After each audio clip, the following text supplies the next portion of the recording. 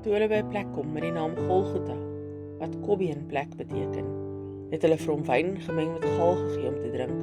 Toe hy dit proe, wou hy dit nie drink nie.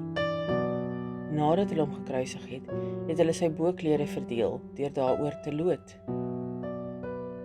Toe het hulle daar gaan sit en hom bewaak. Bo sy kop het hulle die aanklag teen hom aangebring wat lui: hy is Jesus, die koning van die Jode. Toe is 2 rowers saam met hom gekruisig, een aan sy regterhand en een aan sy linkerhand. Die verbygangers het hom gelaster terwyl hulle koppe skud en sê: jy wat die tempel afbreek en in 3 dae opbou, as jy die seun van God is, red jouself en kom af van die kruis. So het ook die leierpriesters gesê, terwyl hulle saam met die skrifkenners en familiehoofde die spot dryf.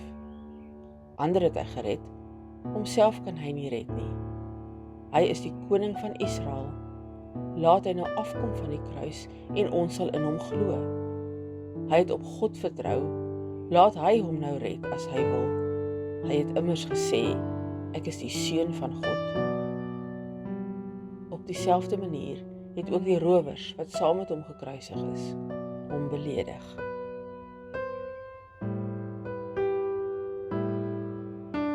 Wat doen dit aan jou om weer hierdie verhaal te hoor?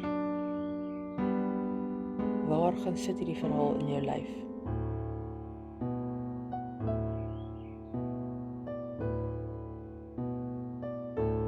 Hoe voel dit om te dink dat ons verlosser so moes ly?